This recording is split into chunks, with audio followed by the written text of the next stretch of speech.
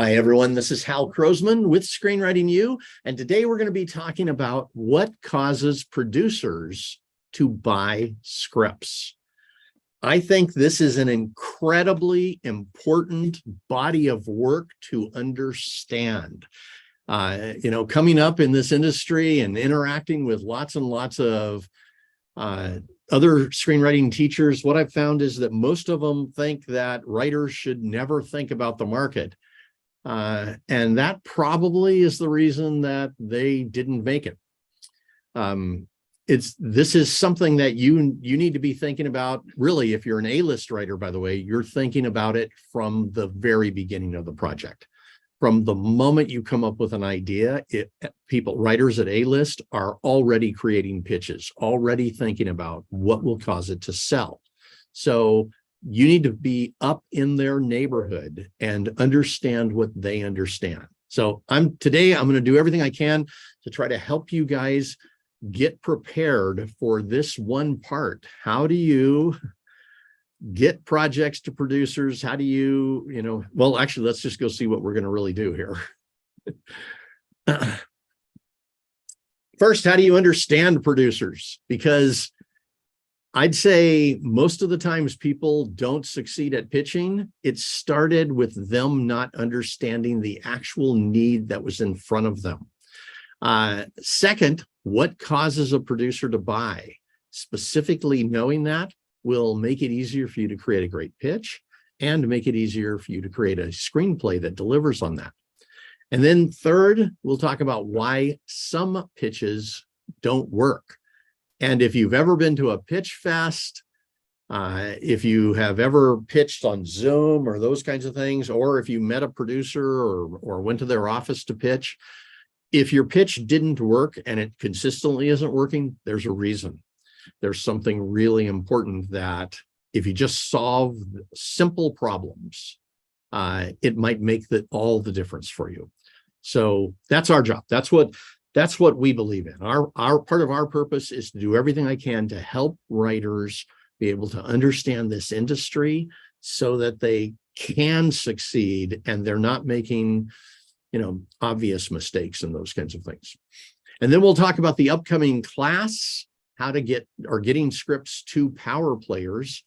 That is a unique class that is specifically designed to get you ready for market, have you have all the right tools that you need to be able to get indoors, to be able to make things happen. So let's jump into this. Producers buy because first, the project will attract an audience. Now, I was sitting at a pitch fest about 4 years ago. And we had sponsored the Pitch Fest. So part of my deal with the company that put it on was that I get to walk around in the back, listen to pitches and talk with producers. And I'd given them a lot of money so that I could do that second part, to be able to talk with the producers about how they heard those pitches. But one of the things that I heard that was stumping writers a lot was the producer would say, "What's the audience?" And the writer would go, "I don't know, everyone." Please know that's the wrong answer. If you say everyone, they have no idea how to market it unless they have $30 million or more in their marketing budget.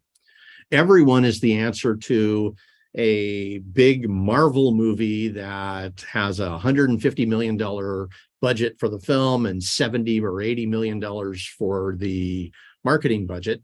Yeah, the answer is everyone. But if you're talking to any producer that is a mid-level producer, a small producer, you need to be able to identify an audience that fits for your project, and that this producer, when they hear your pitch, they instantly go, "Oh, that's the right audience." Now, let me just tell you something behind the scenes on this. When a producer figures out who the audience is, they know exactly how to market your movie. Right? So if I say, they say, "Who's the audience?" And I say, "It's teenage boys, mainly some teenage girls, but it's primarily built for teenage boys." And they're looking and they go, "Okay, it's an action story, teenage boys." They have 10 models for how to market that that action genre to teenage boys. If we said, it's a rom-com, primarily the primary audience is women in their 30s to 40s and men as their dates, they know exactly how to market that, right? So this is a conversation that if they ask you about the audience, really what they're asking is a marketing question. They're asking a marketing question that will make sense in their world. Now, let's go on. I'll talk more about that in a bit. Second thing that causes them to buy is they see lead characters that attract actors, right? So this isn't lead characters that you hope for an actor. This is somebody that the moment that they hear the pitch, they go, oh, wow, I can sell that to this actor. I can get that in the door to this actor's production company because that actor will want to play that role. Now, of course, then it comes down to how do you pitch it? And also, what do you have in your script that makes that role great? Third thing causes them to buy is the pitch fits their market. And again, a lot of producers, not all, but a lot of producers have some very specific markets they go to. And you can tell that usually by looking at their previous projects. Have they only done horror? Have they only done comedy? Have they only done, action movies, right? And based on that project, let's say you look in and you see a Jerry Bruckheimer who's only done mainly action movies, and they've only done action movies in some pretty high budgets, right? It's like, okay, then when they hear your pitch, they should say to themselves, wow, that will sell at the level that Jerry Bruckheimer is at, right? Or if it's a lower budget, it makes sense in their world pitch, both from a genre and a budget level, that this works for them and that they can go to the audience they need, right? So they also buy because they can get funding. So if your movie is something that attracts funding, something that is kind of designed for funding, something that you actually thought about that, and in the midst of a pitch, you can say enough of the key words that'll have the producer instantly get it.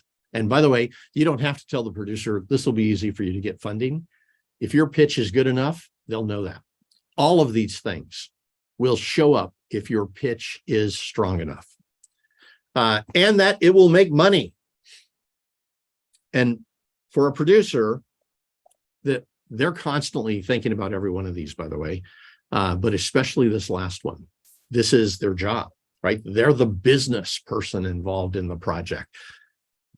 They are the one who is going to shepherd this thing through all kinds of steps. But as in the producer role, this is one of their primary purposes.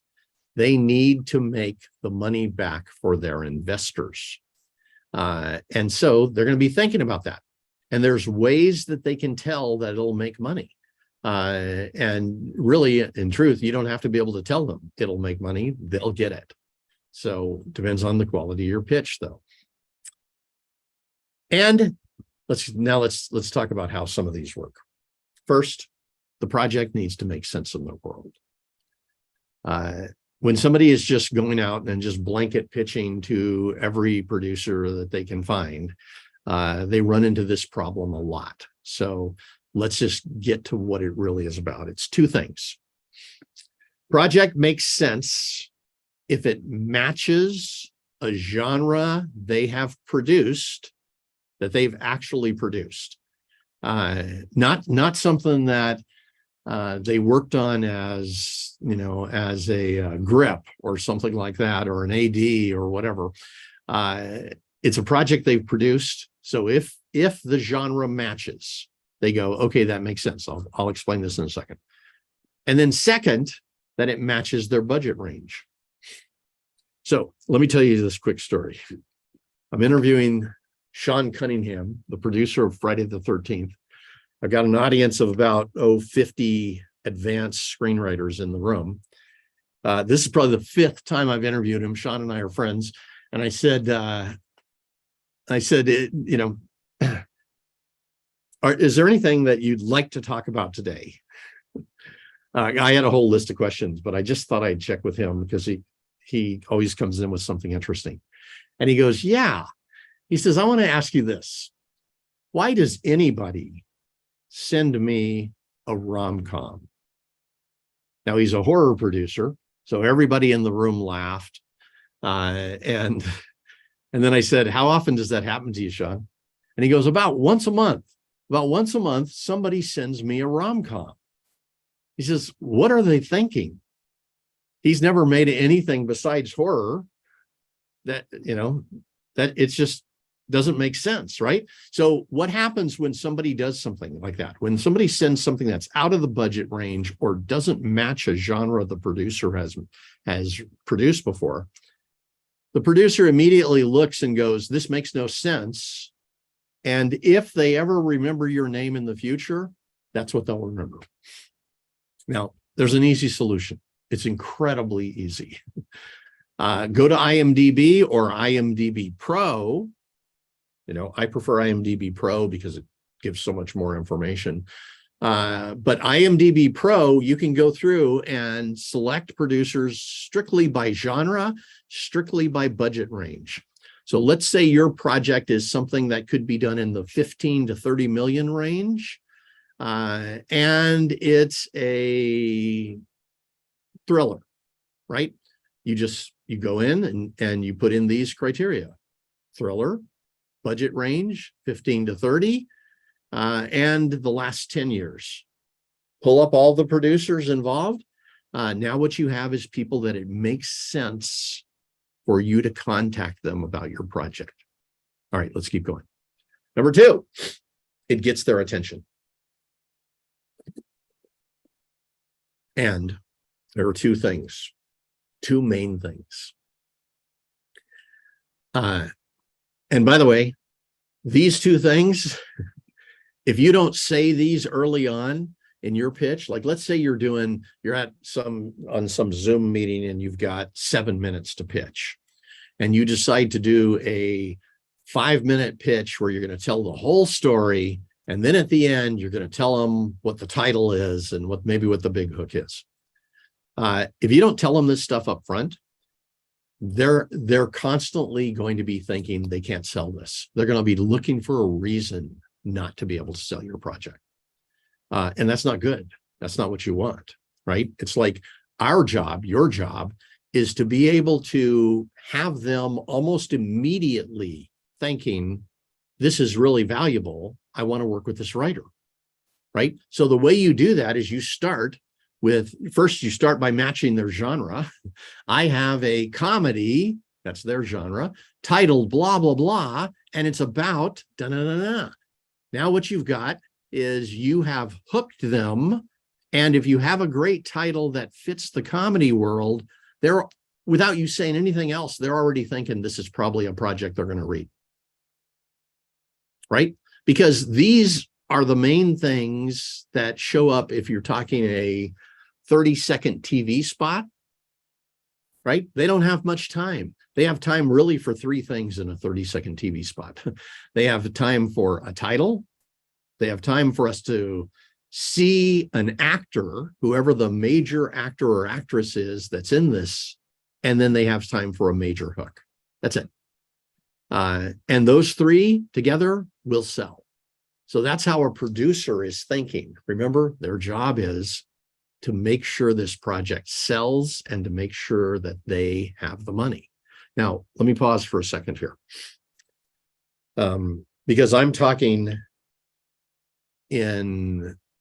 through, hey, this is going to work for you. Please know it absolutely can if you're making really good decisions. If you have an obscure title, as in something that when people hear it, they go, what does that mean? In this market, that doesn't work. That might work in the book market. It might work in some other markets. In an indie market, maybe in at Sundance or something like that, that might get you attention. But if you're going to producers who are talking about risking 5 million, 15 million, 30, 50, 100 million, they need a title that instantly grabs the audience and is part of the hook and causes people to immediately say, I want to go see that movie, right? Used to, if we back up just only 10 years ago, maybe a little more than 10 years ago, I remember interviewing producers at a studio at one point, and I said, you know, if the writer comes in and they've got some kind of working title, is that okay with you? And they were like, oh yeah, no, the marketing department will figure that out. They don't say that anymore. Now, if you don't have a great title, they just automatically assume this is something I can't sell. So title is, remember, it's one of the big promotion tools. Even though it's only 1 or 2 words, every person in the media is going to say that title when they talk about your movie. Every person on social media is going to say that title when they recommend it or don't recommend it, right? It's like the title is going to be the thing that we see on the little icon when you go to Netflix. And if a person doesn't know the movie, all they're seeing is the title and maybe the picture of an actor. You know what? That title needs to grab them. So this may be one of your most important, these two are your 2 most important marketing tools right here. So hang on just a moment.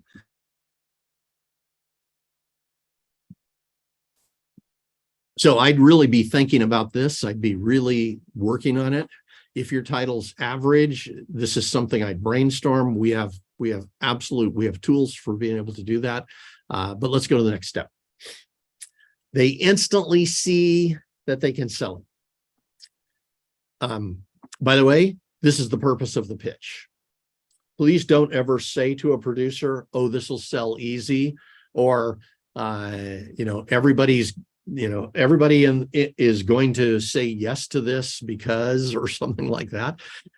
Just give them the kind of bait that will have them getting this. So this comes down to things I've already talked about. There's a clear market. It will draw a specific audience. It has a great title, a major hook, and roles that draw known actors.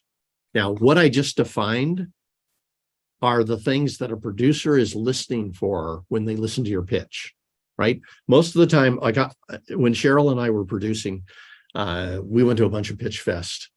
I remember one sitting there for, I can't remember, it was like 2 hours. I took 40 pitches, and I said to every single one of them, if you can tell me 3 things up front, it will really help. The second they sat down, I said, tell me genre, title, high concept, which is the major hook. Out of 40 pitches, only 2 told me that information. The rest looked at me like, I don't know what you're talking about, and then just launched into their story. And I never understood what their pitch was.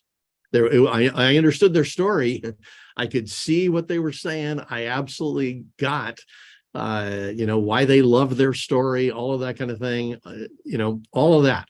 But I had not even a hint of a reason to say yes to them.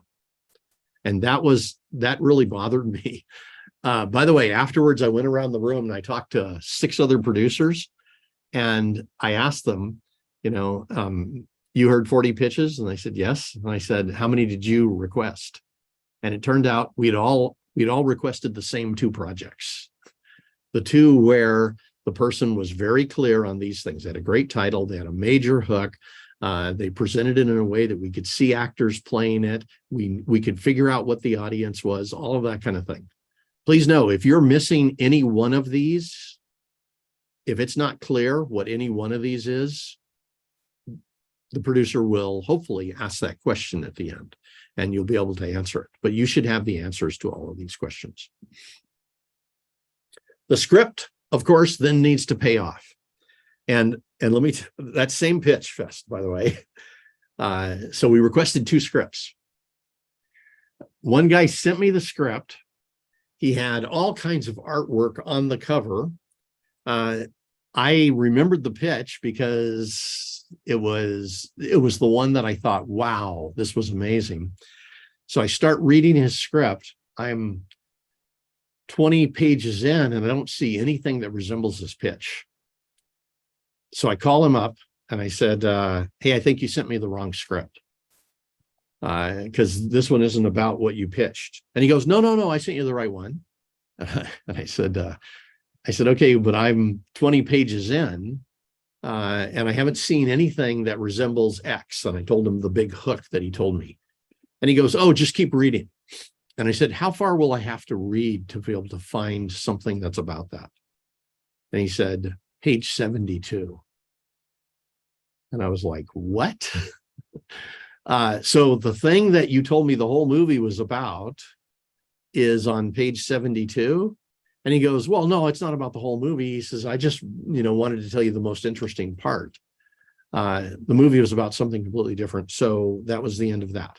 Now, here was the problem was the pitch has to sell the script, right?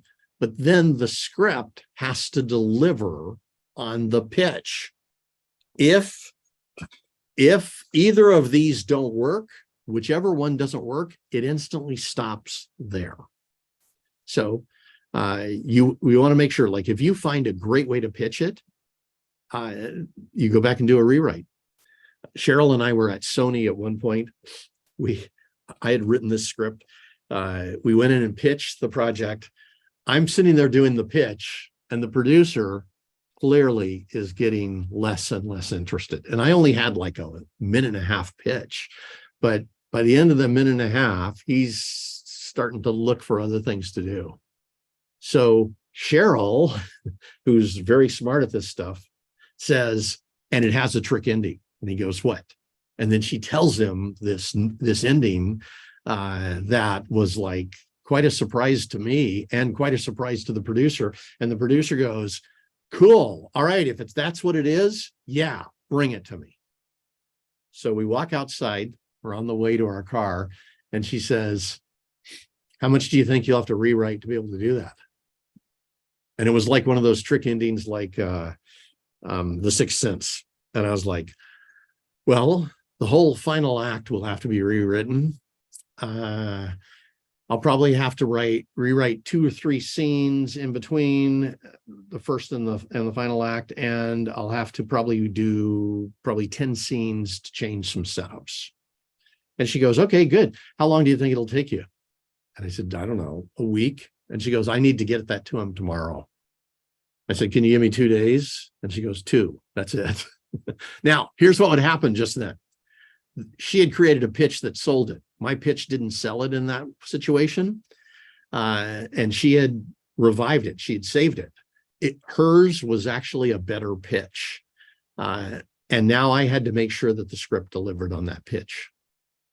And by the way, we found that out on a previous project where we created a better pitch, but the script didn't deliver on it, and everyone turned it down. So these two are married together.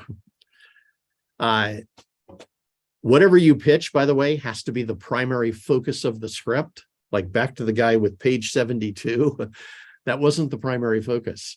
And it was a problem. So I stopped reading right then, and that was the end of our conversations. He just didn't understand, that's all. And by the way, here's what I told him. I said, listen, you know that thing that's happening on page 72? That's worth you writing a whole new script for and making it the center of the focus. I don't know if he took my advice on that, but I would say that was the only way to save that particular project. So let's continue.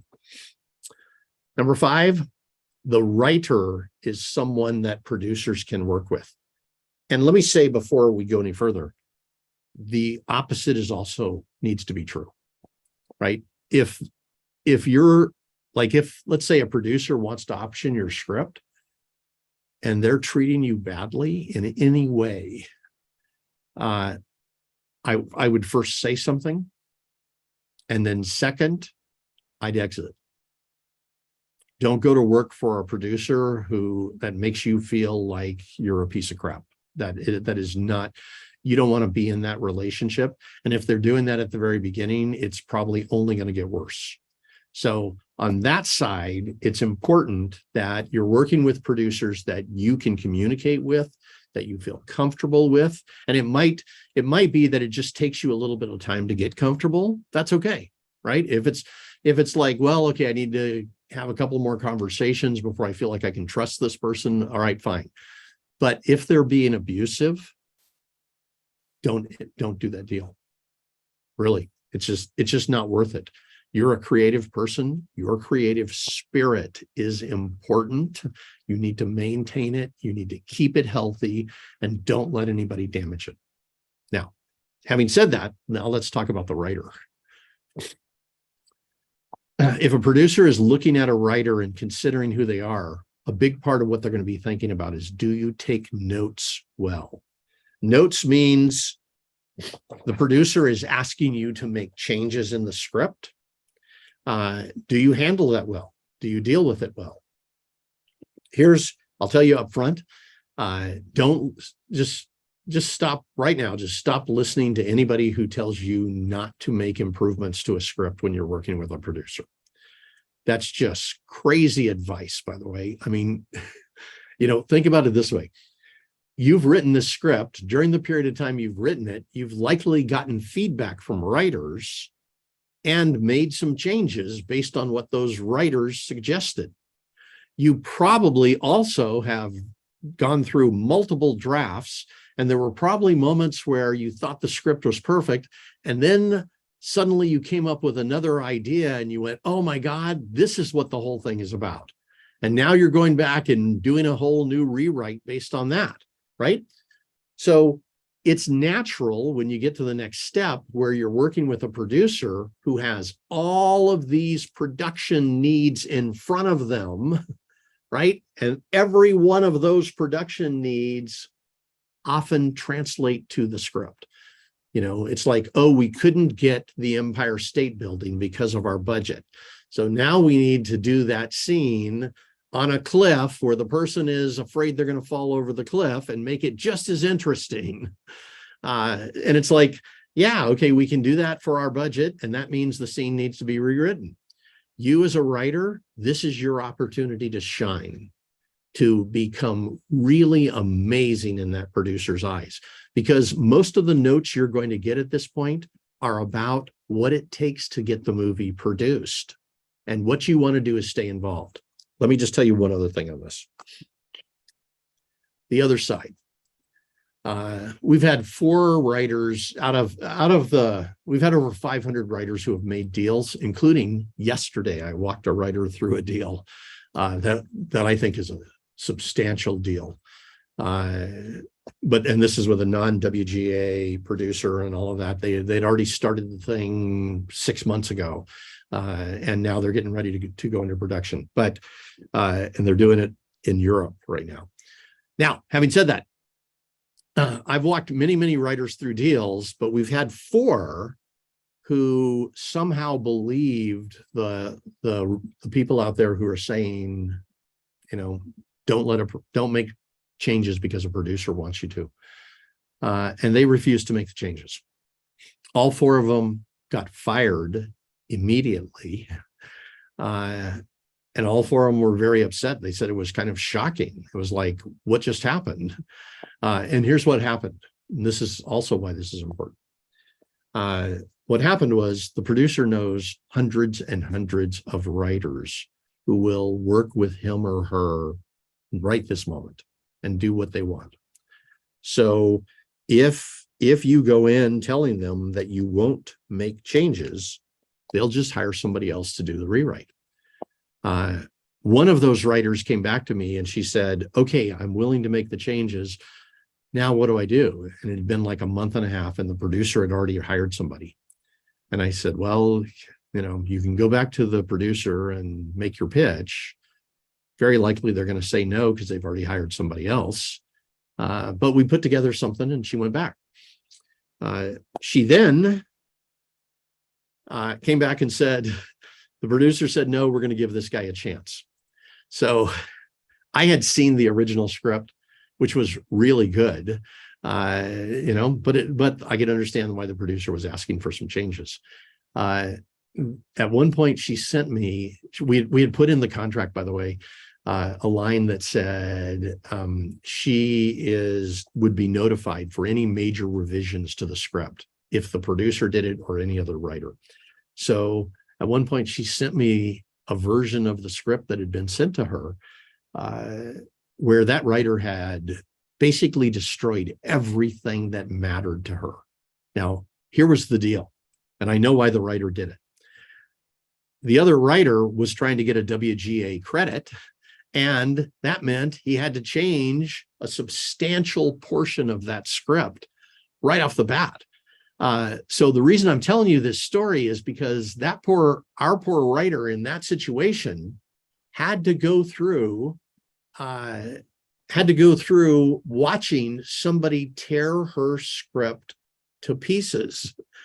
And that wasn't worth that whole thing that she was doing where she was like, nobody's going to tell me what to do with my script. What really happened on the thing was the other guy didn't do a very good job. About 9 months later, she went back to the producer and she said, based upon what he wrote, here are the changes I would make for you. And they matched the changes that the producer had originally asked for. And she asked for one more chance. The producer gave it to her. She rewrote the script. The producer fired the other guy and brought her on.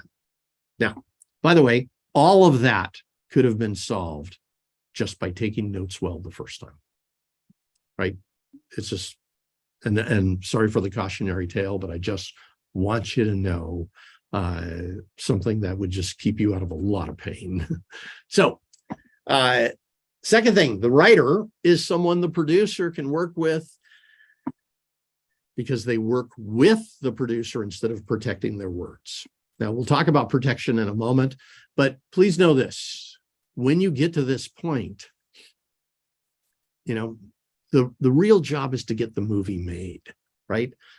And this is what the whole thing is. If you're working with a team and you all have matched goals, you're going to have such a much better life, right? But if you're working with a team and you guys are fighting against each other, oh, that's a terrible situation, especially when you're trying to be creative in the midst of everybody fighting against each other. So once you sign on with a producer, both of you should have the same goal. Get this movie made.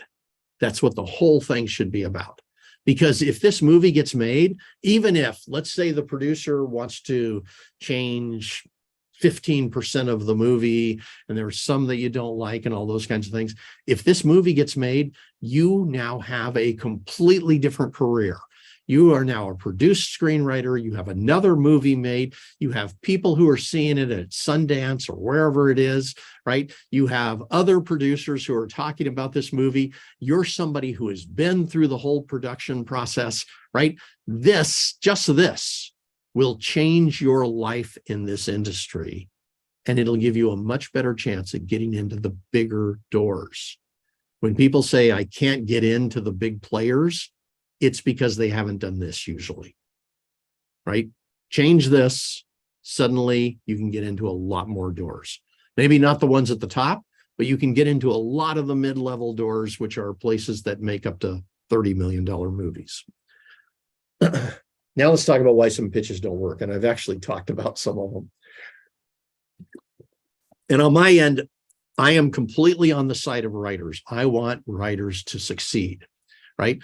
But I also have had experience in the producing world, and I have worked with and interviewed, I've interviewed 600 producers. I've worked with about 100. So it's like, this stuff makes a difference. Why some pitches don't work?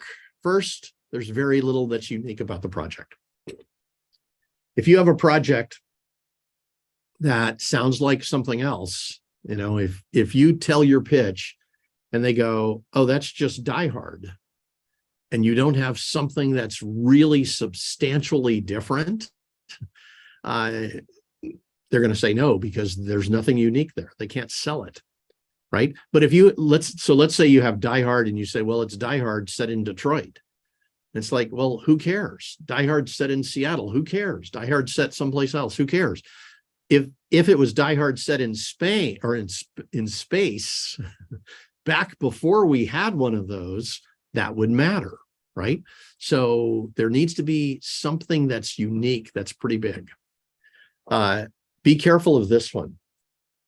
The perfect words with an average story. And I'll just stop right there. But this is, first, it's hard to sell. Having perfect words inside the script is great, but having an average story or something that is not easy to pitch, that's a problem. So what you want to do on this is you want to brainstorm the big picture ideas, concept, character, major story events. And on this one, I just say, first, don't do another draft of your script yet. Figure out the pitch. Figure out the pitch before that. Make the pitch substantially better than the script, and then raise the quality of the script to match the pitch. Again, talking with A-list screenwriters, they often do that kind of thing.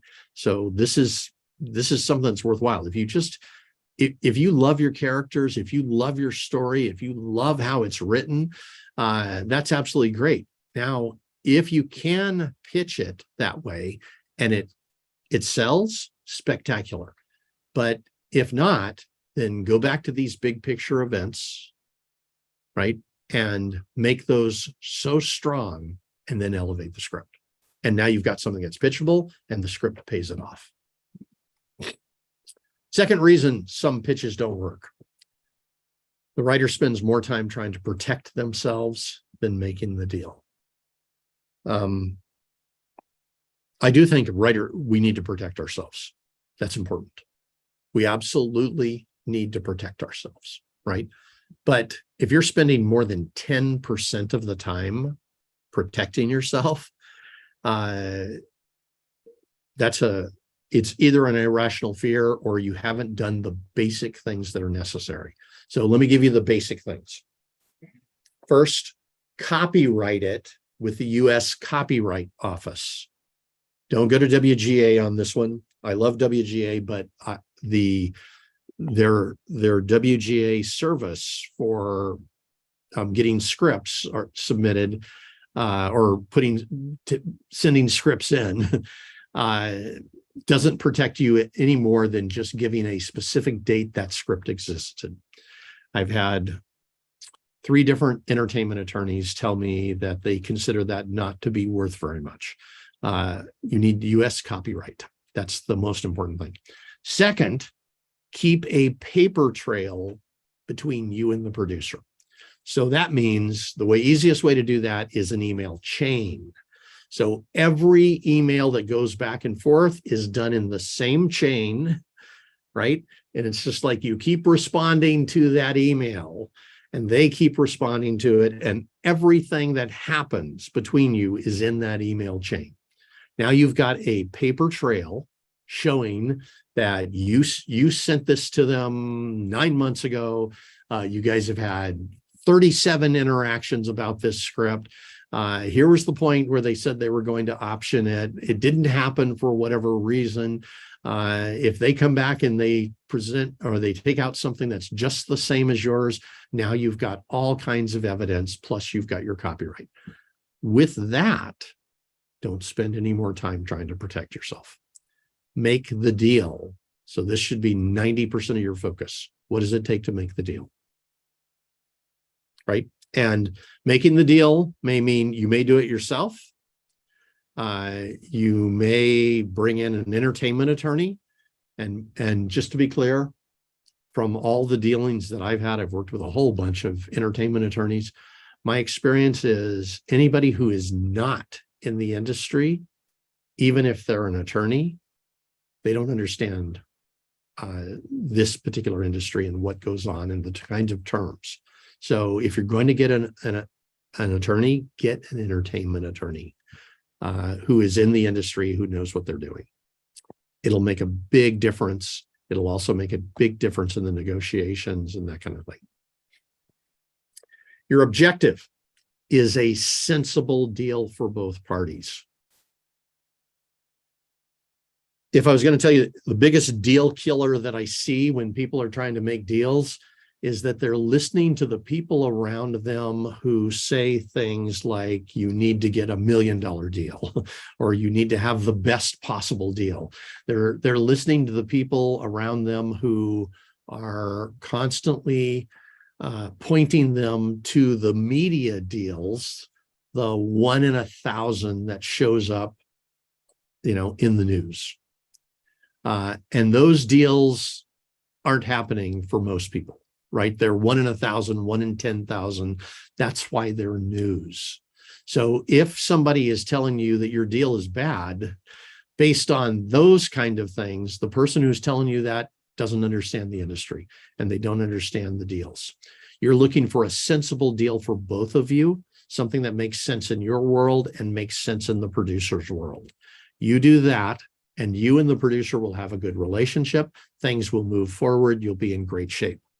The people who pretend like, oh no, I've got the 1 in a million project and I'm going to get paid my $1 million or whatever it is.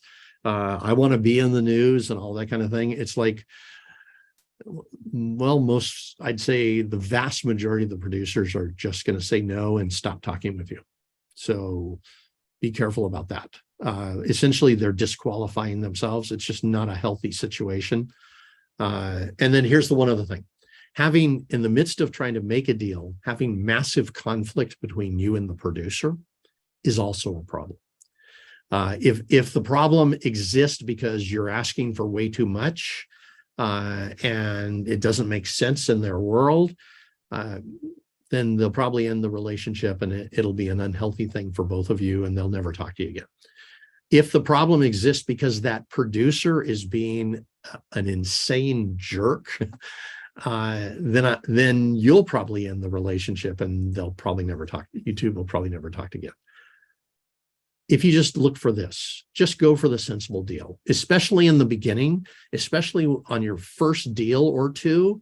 Find something that works for both parties and move the project forward. The moment you say yes to it, you're an option screenwriter. The moment it gets produced, you're a produced screenwriter. Now you get more money. But you also are going through that whole process with a producer that you feel good about and they feel good about you, right? I hope all this makes sense. I've seen so many situations walking people through deals where they weren't going for a sensible deal and it killed it. So just be careful of that. Number 3, why pitches don't work. Because it's told from a writing perspective, not a marketing perspective. Now, let me define this so it's really clear. If we go to the movie The Purge, and I'll just use that one because it has an interesting and easy hook to point to. Let's say you sit down, you're going to pitch The Purge.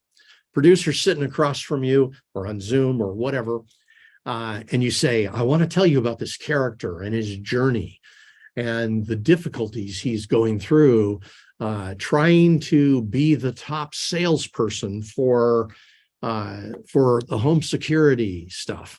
And over time, he finally becomes successful by making more sales than anyone in his company, including everyone in his neighborhood. Now, if we pause right there, because the producer's already checked out, right? That's if you're trying to tell a writer about this character and you're trying to improve the character, I'd have that conversation. And I'd say, how do I make this character more interesting? How do I make him more compelling? Right? That's us talking about writing, right? From a producer perspective, from a marketing perspective, there wasn't a single word there that was valuable. And this is where it's like, if I'm going to pitch that project, here's the way I'm going to pitch it. First, I'm going to say it's a horror movie. And it asks this question: what would happen if for a 12-hour period, once a year, anyone in the US could commit any crime and not be charged, including murder? That's the pitch, right? And then you say, and it's titled The Purge. So now then they may ask you questions, then you may pitch, you may talk about other things, right? But here I'm going from a marketing perspective. I'm saying, how do you market this? It's a horror movie that allows any person in the US to suddenly become the villain, to suddenly become the monster. It's like it had an incredible concept. That's what I would pitch. I wouldn't be telling the story of the lead character and all that other stuff. That's talking from a writing perspective. I hope that makes sense. I hope you can see that. Because once you see that, then you start thinking, how do I create a pitch that will cause producers to say yes, right? Which means you need to understand what sells, right? Understand what producers are up against, because they're pitching into a market. Like if you talk about horror, they're pitching into a market where tens of thousands of projects a year are being pitched. They need something that really stands out. And then your job is to make it easy for them to say yes to you. So we have done this over and over. I was at one pitch fest where I had also made an agreement that I could listen to the pitches and talk to the producers. And so I asked the producers specifically, what do you want to hear and in what order? What makes it easier for you to say yes? And I asked about 7 of them that question before I figured it out. Hang on just a moment here.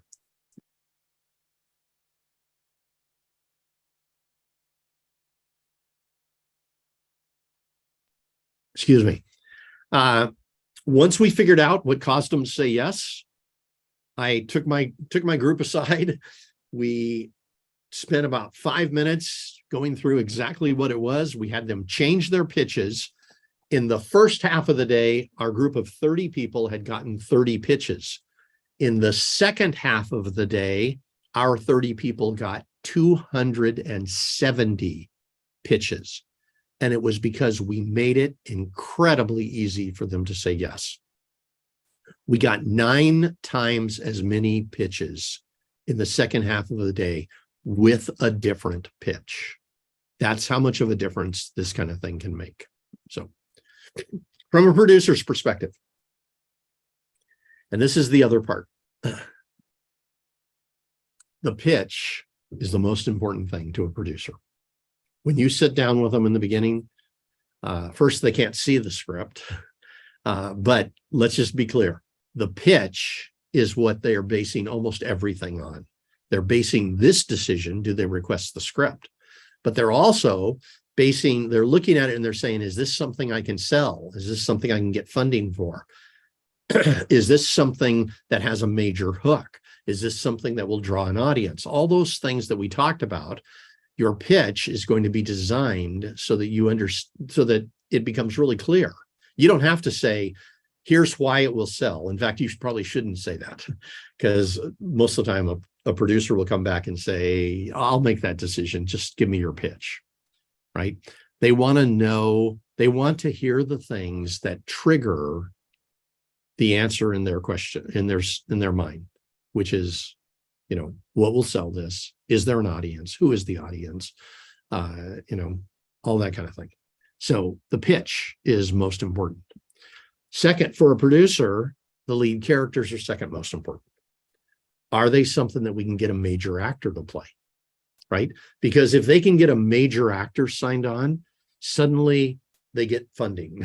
Suddenly they have distribution. Suddenly everything changes. Everybody wants to work on this project, right? So these two, the pitch tells them this will sell. It tells them what market they're going to go to. It tells them how much funding they need. It tells them all kinds of things like that without you saying any of those words. The lead characters tell them, okay, this thing all I got to do is get one actor and I can sell this.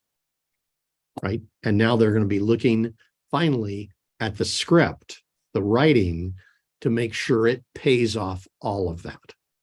Now, if you understand that's how a producer is thinking, that's what they're looking for, then when you're pitching, you'll be thinking, what pitch can that fits my project can cause them to see the things they need and to say yes to that. That's what this whole thing is about.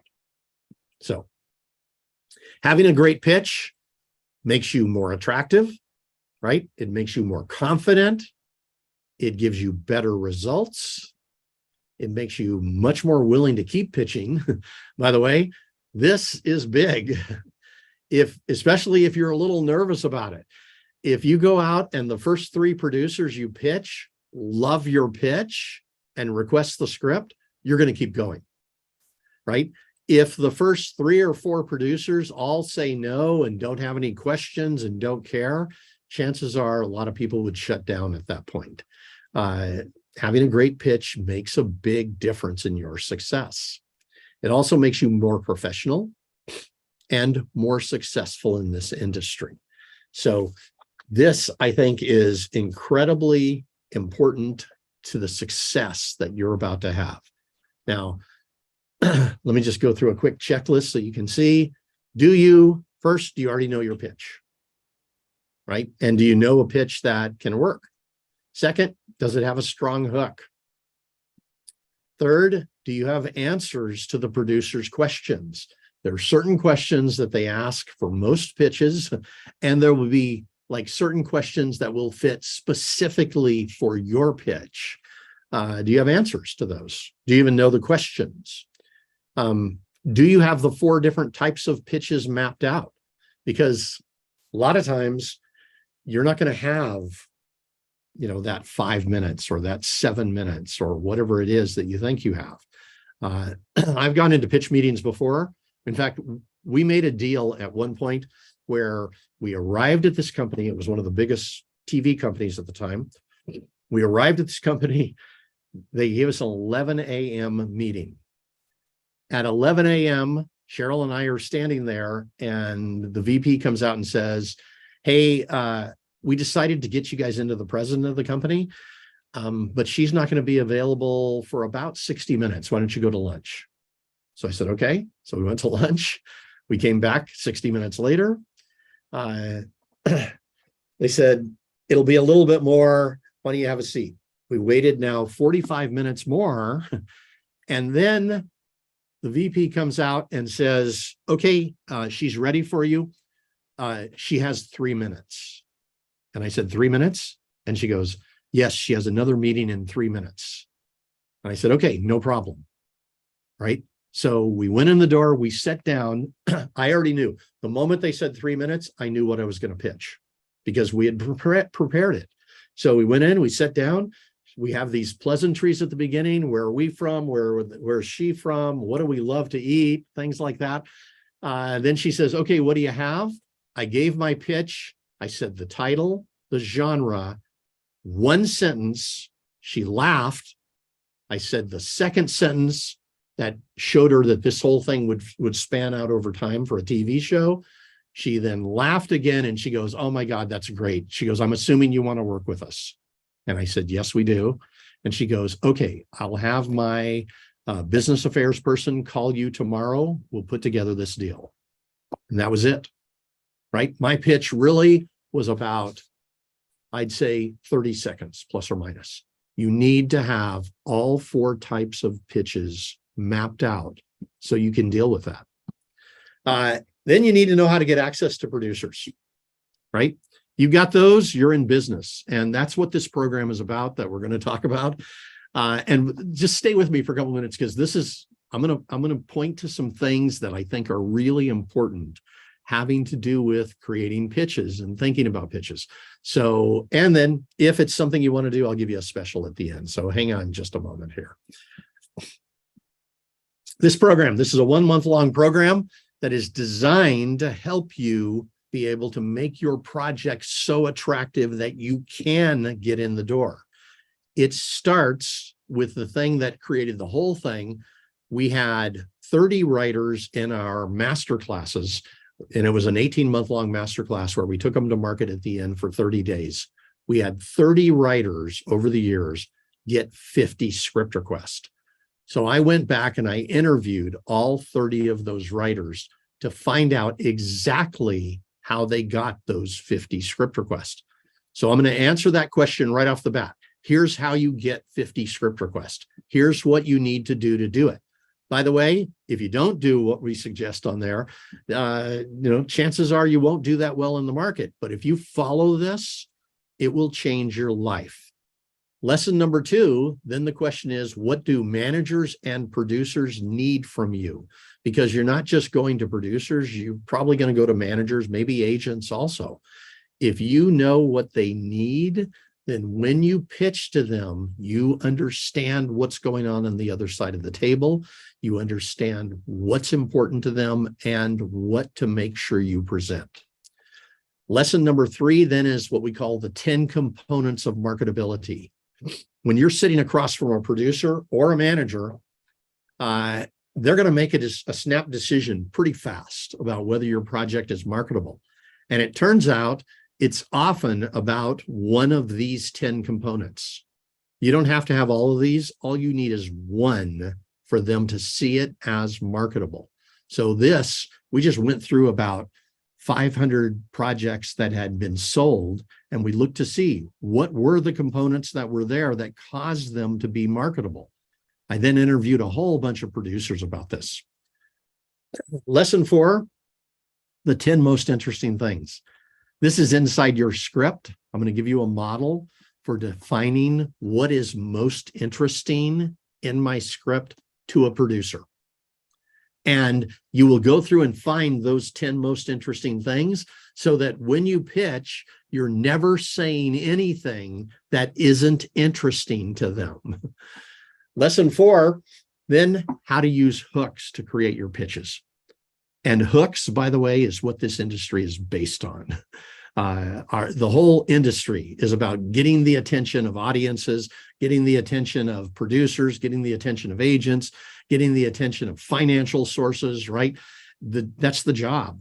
So this is going to make you a master at creating hooks, which is pretty important. Lesson 6. Now we're going to go to our first of 4 main pitches. Pitch number 1, high concepts and elevator pitches. And by the way, most people think elevator pitches is like when people talk about it, who are outside the industry, they talk about it in this kind of desperate way. I'm going to corner this guy in an elevator and give him my pitch. We have a completely different model on that will have you feel completely comfortable doing an elevator pitch, have you absolutely know exactly what to say and how to do it in a way that doesn't make you look like you're desperate or crazy. That's important. But high concepts are the key to this industry. Anytime you see a big movie, it's either based upon an underlying property or a high concept. So an underlying property, like all the Marvel movies, are based on underlying properties. The others that come out that aren't based on a book or a comic book are high concepts. Those are the big ones that they put money into. Pitch number 2. Now, how to write advanced query letters. And for this, by the way, I actually went into the offices of about 30 different producers. And I asked them up front. I said, I'd like to do this. I'd like to do a quick interview. Here's what I want to do. I'm going to bring in 6 query letters. I'm not pitching you a thing. I'm going to bring in 6 query letters. I'm going to put them on your desk and ask you for your reaction to those query letters.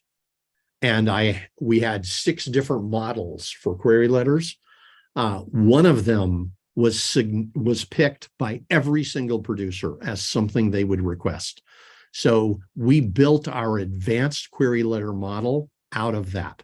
I then went back and interviewed those producers and had them look at query letters that came from that model. Every one of them said they would read those query letters and in some cases request the scripts. Lesson number 8. This is our third pitch, being a star at Pitch Fest. Now, by the way, this model works if, once we're back to physical Pitch Fest, this will work. It also works if you're doing one of those Zoom meetings.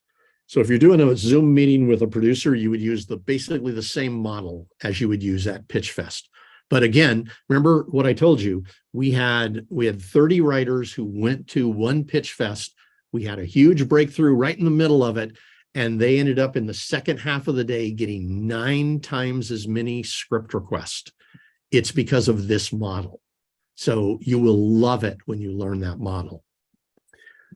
Lesson number 9. Now this is pitch number 4, phone pitches without pain. And let me tell you, the whole thing having to do with phone pitches comes down to this. You have plus or minus about 15 to 30 seconds. And if you know what you're doing, you can then turn that into a script request. When we got into all the major production companies, and this is Cheryl, my wife, and I, we used a particular style of phone pitch that we had used when we were in corporate America, calling the big companies to do training programs. It's very short, it's to the point, it gets right to what they need. It is simple and easy, and it is never painful. So if you're even considering doing phone pitches, this model will change your life. Now, one other thing, please everybody know this, while everybody says I can't get in the door of all of these companies, the truth is if you have the right kind of phone pitch, you really do have a chance. That's how we got in the door of pretty much, well, let's see, we got in the door of 60 major production companies that were all on the lots of studios. And we got into almost every network that we were trying to get into at that time. And it was all using phone pitches. So that's something that we're pros at. Lesson number 10 now is how to target your market. And this is incredibly important because when you do a good job of targeting, when you connect with those producers or managers, it makes sense in their world that you called them or that you sent them something. Right? You understand them. You've figured out the things that are necessary for you to be able to present something to them and have them feel good about it from the beginning. So that will really help. Lesson number 11, how to network from anywhere in the world. Incredibly important. I see people all the time who say, well, I can't get anything into anybody. And I'll say, what's your network like? And they'll go, it's just a bunch of writers. And I'm like, all right, you need to learn how to network with producers, with managers, with agents.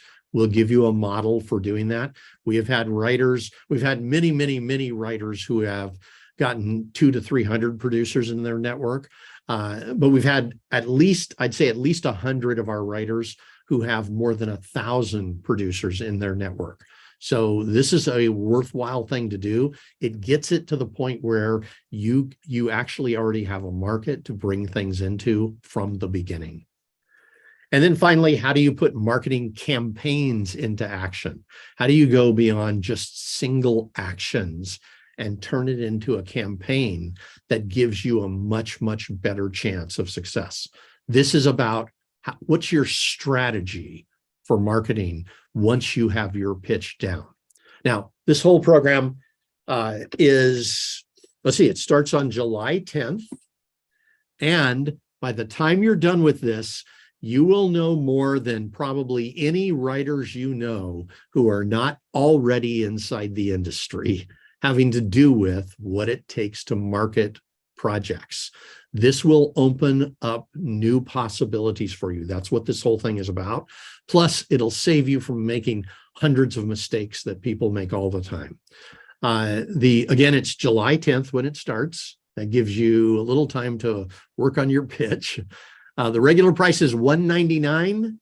Let me give you a special. This is for the first 20 people.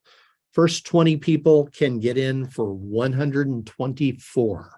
That saves you $75 on this 30-day class.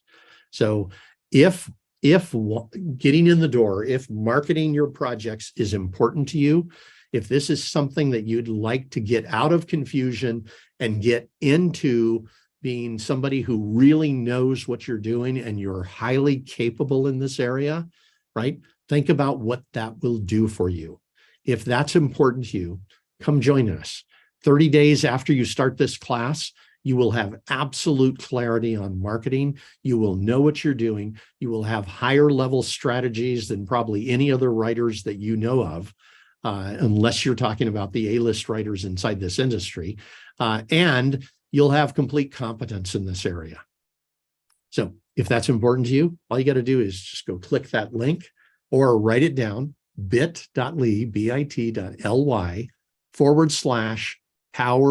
Players Class. Put that in your browser where you normally put a web address, click return, go through and just sign up at that point.